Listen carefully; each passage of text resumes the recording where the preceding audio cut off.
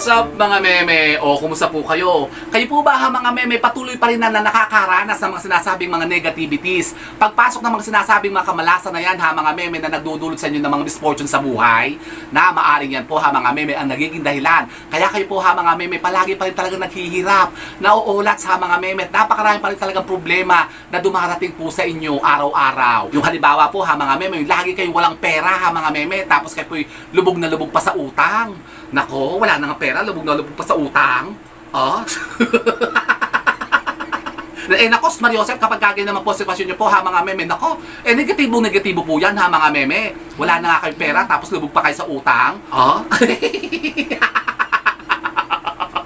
Sus Mariosep, kapag kaganyan po sitwasyon nyo po ha mga meme, nako, kayo po ha mga meme, gumawa na ng iba't ibang mga pamamaraan ha mga meme, para yung mga sinasabing mga negativities na yan, mga misfortune sa buhay ha mga meme, na maaaring nga po nagpapahirap na sa inyo, ay makontra naman po natin ha mga meme. Kontrahin po nyo yan, hindi nyo kukontrahin yan, kontrahin nyo ha mga meme, para mawala na yan. Paano? Ganito po ha mga meme, kasi ngayong araw pong ito ha mga meme, ngayong pong new moon, ay mayroon naman po tayong ibibida at ipeplex sa inyo isang napaka-powerful na cleansing ritual ha mga meme, na magagawa nyo po ngayong gabi.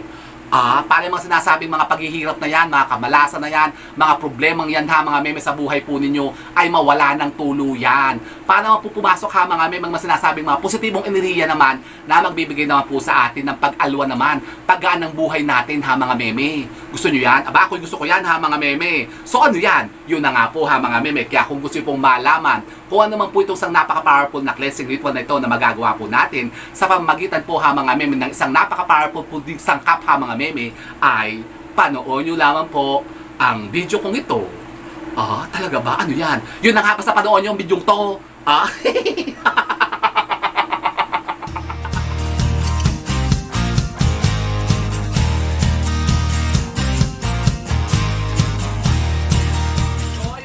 Ha mga meme, isang mapagpalang araw naman po sa inyong lahat ha mga meme, at yun na nga.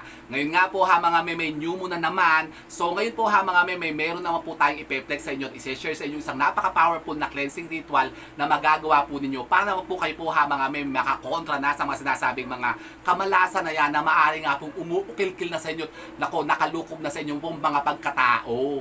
Kaya kayo po ha mga meme, palagi pa rin talagang minamalas sa buhay ha mga meme. Yun na nga, halimbawa ha mga meme, lagi nga kayo walang pera, tapos kayo po yung nako, Mariosep, yung baon na baon pa kayo sa utang ha mga meme, wala nang pera, tapos may utang pa kayo, nako, Mariosep, soba-soba kamalasan yan ha mga meme, kapag kaganyan. Tapos halimbawa ha mga meme, napakarami pa rin talagang problema na dumarating sa inyo araw-araw.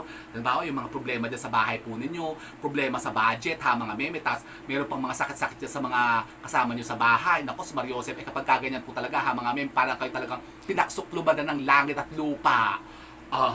Baka naman nga kasi po ha mga meme, kayo po'y talagang nasusukluban na o nalulukuban na ha mga meme ng mga sinasabing sumpa o mga negativities na yan, na maaari nga pong yan na pong nagpapahirap sa buhay po ninyo.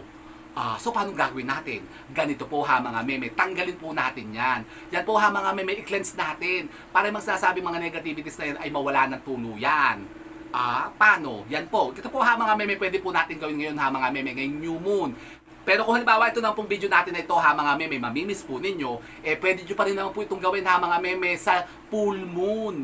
Sa kabilugan po ng buwan ha mga meme, ito po yung mangyayari sa April 23 ata. At maganda po yung full moon na yan ha mga meme, yun po yung tinatawag na pink moon o strawberry moon ha mga meme. So yan po yung napakainam sa paggawa ha mga meme ng mga ritual na ganito, yung mga pangontra, pampaswerte ha mga meme, para kayo po ha mga meme talagang magmanifest yung mga minimithi-mithi nyo po ha mga memeng gusto nyo pong mangyari sa buhay ninyo. O talaga ba? Opo ha mga meme, huwag na kayo magpatalaga-talaga ba dyan? Gawin nyo na po ito. So paano? Ganito po ha mga meme. Kayo po ha mga meme, kumuha lamang po ng isang pirasong itlog na puti. Yan, ito po ha mga meme, ang ating itlog. Nako, opo ha mga meme, sa ngayon pong araw na ito ha mga meme, ngayong new moon, ay gagawa po tayo ng egg cleansing ritual. Egg cleansing ritual, opo ha mga meme, at gagamitan nga natin siya ng itlog na puti. Yan, kahit ano pong klase pong itlog ha mga meme, pwede po itong itlog ng manok, pwede po yung mga native na manok, o yung 45 days na manok, o pwede din po yung mga itlog ng bibe. Itlog ng bibi. Opo ha mga meme, wag lang po itlog ng mga papa nyo. So paano gagawin natin? Ganito po ha mga meme. kayo po'y maghahanda lang po ng isang fresh na itlog na puti. Yan, yung talagang fresh talaga ha mga meme, hindi po pwede yung mga nanggaling po sa rep, yung malamig na. Hindi na po kasi fresh yun ha mga meme. Mas maganda pa nga po ha mga meme kung kayo po'y makakuha po nung bagong itlog ng manok, yung itlog pala, yung ano pala niya, kaiiri-iri pa lang po ng manok.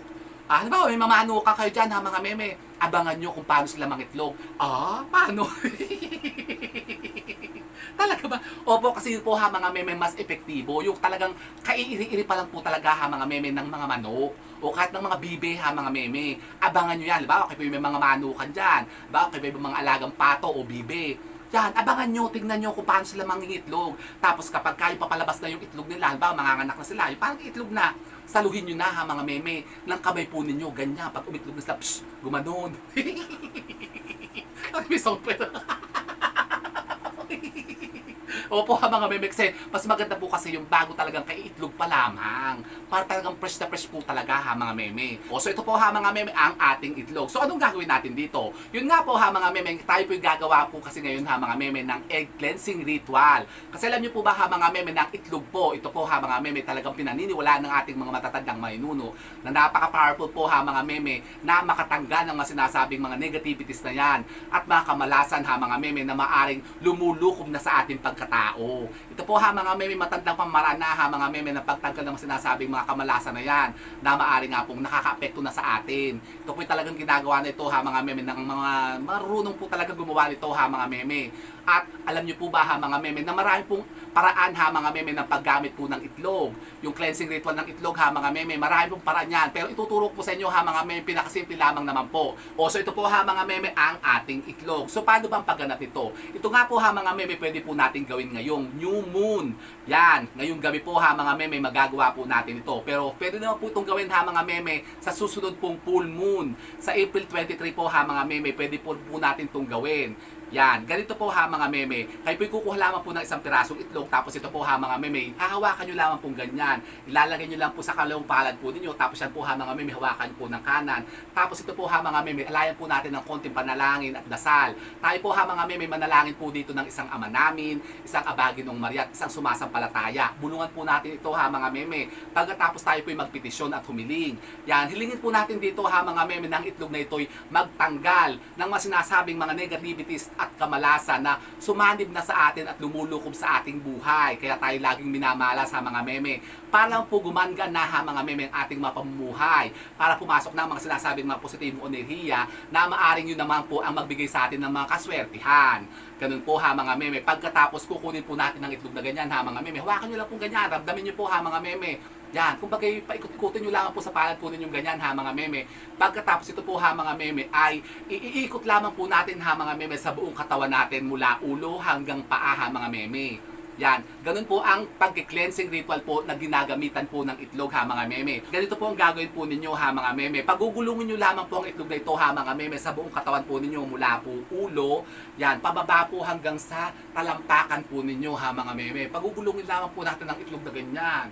Yan, sa buong katawan po ninyo ha mga meme, sa mukha po ninyo, sa pisngi, sa leeg, sa batok ha mga meme. Tapos ramdamin nyo po yan, yung parang natatanggal bagay yung negative energy baga. Kung bagay parang pinahihigop po natin yung mga sinasabing mga negatibong enerhiya na maaari nga pong naandyan at nakalanit na sa buong katawan po ninyo. Yan, ganyan po ha mga meme, paikutin yung ganyan pero hawakan nyo baka malaglag ha mga meme, babasag yan. Yan. Kahit saan po ha mga meme, sa balikat po ninyo, sa braso po ninyo, sa mga kilikili nyo. Yan, lahat po ha mga meme, para lahat ng mga sinasabing kamalasan na yan ay mawala na. Para ma-absorb na mga meme ng itlog na ito. Yan, hanggang pababa ha mga meme, kahit sa mga singit-singit ninyo, sa mga puwet ninyo, gano'n sa mga paa nyo, sa hita nyo ha mga meme, sa tiyan nyo, sa likod nyo. Basta hanggang sa talampakan po ninyo ha mga meme, ay paiikutin lamang po natin ito ha mga meme. Pagkatapos anong gagawin natin dito? Ito po muna ha mga meme ay ating bubulungan. Sasabihin natin sa kanya, utusan natin ang itlog na ito ha mga meme na lahat ng mga negativities at nakamalasan ng mga na-absorb mo sa katawan ko ay huwag mo nang pababalikin sa akin kailan pa man. Ganun ha mga meme. Hihiling nyo yan. No? Parang ipipetisyon nyo ha mga meme. Lahat ng mga negativities na nakuha mo sa katawan ko, lahat na na-absorb mo ng mga kamalasan na yan, ay tanggalin mo na. Dalhin mo sa pinakamalayong lugar at huwag nang pababalikin sa akin kailan pa man. Ganun ha mga meme. Pagkatapos anong gagawin natin dito? Ito po ha mga meme, itatapon nyo lamang po o ibabato nyo po sa mga any body of water ha mga meme. Kung meron po kayo dyan, halimbawa mga ilog, yan, mga dagat o mga waterfall, mga lake. Kung meron po kayo dyan ha mga meme, paano kung wala? Halimbawa, nasa city tayo. Ganito lang po ang gagawin po ninyo. Pwede lang po sa kanal. Basta...